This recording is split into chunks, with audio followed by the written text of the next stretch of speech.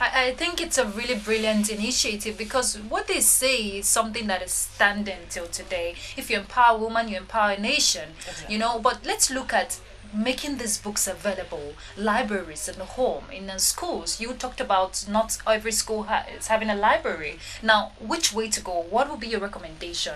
You and other NGOs doing it can't do it alone. Exactly. What I'll say to that really is, for the schools that we have managed to go to, and kudos to the headmasters, the principals, and the students themselves. They said, you know what, we're going to cherish these books, and anytime you come knocking, we're really going to tell you how what the impact is, which is fine. But from a government level, I remember when I was growing up in Nigeria. Libraries was sacred. It was, yes, and we actually had a period, right from nursery and primary school, we had a designated time when we had to actually go to the libraries and read. And I guess Yes. for me, that's where my passion came from. And in my profession as a lawyer, I worked with Amazon.co.uk, and I was surrounded by books, and I had to make sure that the books that were being sold, or agreements being, everything stemmed from reading. I had to do a lot of reading, and I think that has fueled me, and I feel happy really trying to give back in that space. There are tons and tons of books. I'll give you one example. A family reached out to us in Nigeria and said, they have a room full of books, and would we want the books? And that's after our social media campaigns and Instagram campaigns. And Stephanie and another team member went to the house, Francis, and went to the house to sort out the books.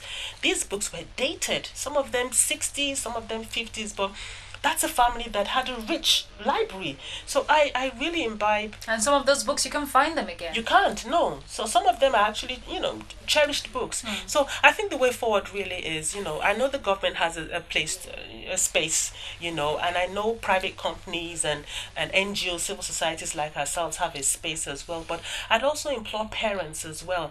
Some of these books are easily accessible. There's so many bookstores here in Nigeria where books can be bought and accessed, and also to follow up, because a child slowly loses interest if there's nobody to guide the child. Yes, yes. So if parents can find time to do that, and I noticed them sometimes.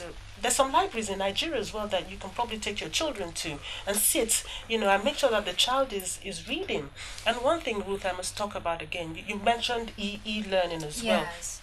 It's good, it's crucial, it's important, because we are moving, and we are based on the sustainable development goals, for which is quality of education.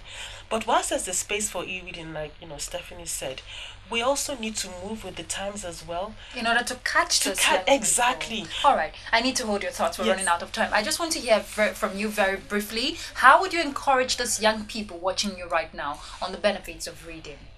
Okay. Um, there's a whole lot. There's a whole lot to gain from reading books. Like I said earlier, it makes you different from the other person, and it stands you out in your profession. Okay, I have a medical doctor as a brother.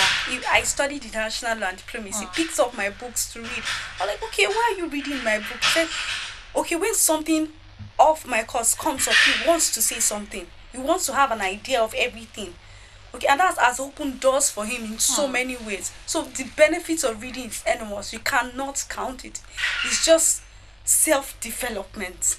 When you grow as a person, it doesn't really determines your height or your body structure, but your mental capacity. Yes. Yes, and you go far Thank you away. so much, Stephanie Oreoluwa, and God is indeed using you, to be a shining example to other younger people. Thank you so much. Thank you. And keep up the good job, okay? Thank you. And also joining her has been the Executive Director and Founder, the Children, Youth and Women Empowerment Initiative, Mrs. Tokumbo Ifaturuti. I love your name.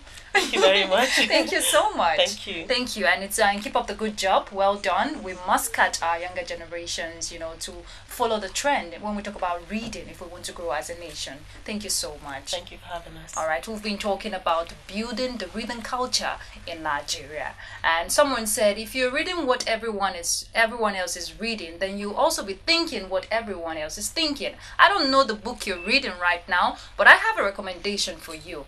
After the Left is one great book to read. Let's check it out on Book Talk.